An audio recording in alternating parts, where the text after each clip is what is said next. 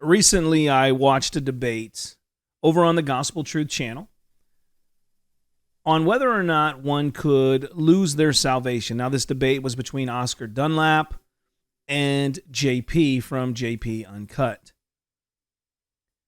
Now, in this debate, there was something that was stated that I felt was very concerning. It was an alarming statement made by JP that threw up some serious red flags. Caution buttons were going up. Now, this isn't the first time that JP has said things that I felt were concerning. He's also made a comment, which I have a video from a couple years ago maybe, where he was addressing Calvinism, which he seems to have a very serious problem with.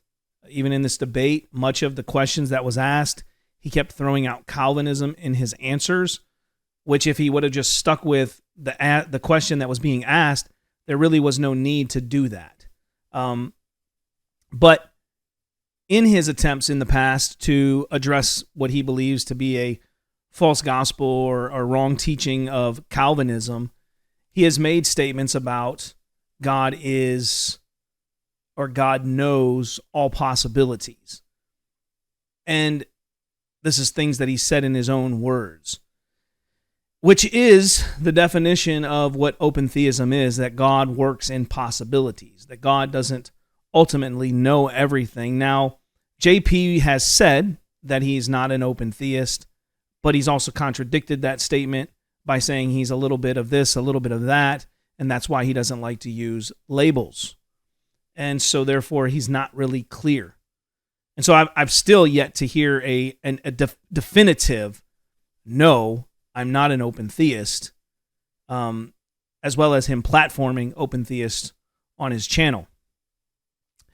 Now, the thing that was stated that was very concerning was just 6 seconds, just a comment in passing that was very, very concerning because it comes down to original sin. Now, again, JP has made the statement, I think even in this debate, something along the lines that he's not a Pelagian, yet he makes an argument in a 6-second clip that makes him sound like a Pelagian. This is why I think that he's not very precise in his giving of answers or making the statements that he makes. Or maybe he's just not aware of the implications of some of the statements that he makes. However, it's very important for us to understand the consequences of one's position in the denial of original sin. And so that is my question ultimately for JP, because in this 6-second clip that was just kind of in passing, in him trying to give an answer, he makes this statement about a sin nature and how he doesn't believe in a sin nature. And so here's what he said. Now, I don't hold to sinful nature. Now, I don't hold to sinful nature. Now, I don't hold to sinful nature. I don't, and that's another conversation for another day. I believe we have an earthly nature, but according. So again, this was a 6-second clip out of a debate that was 2 hours and 30 some minutes long. And it's not that I'm seeking to be nitpicky. It's just I've heard contradictory statements from JP before. And I think this is very serious because when you don't hold to the biblical view, the Orthodox Christian view of original sin, it affects the gospel.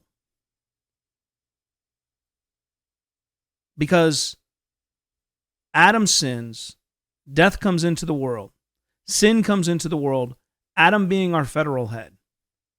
And if we don't have that understanding, then it affects the very gospel. Because Christ being born of a virgin deals with the original sin problem and why Christ didn't have original sin. Also, Adam being the federal head of all mankind, Christ being the federal head of all those who believe in him. There's some serious theological implications here to the denial of original sin. So my question for JP is, do you deny original sin? What is your position then on the sin nature? Because again, these are some serious theological implications when one denies that.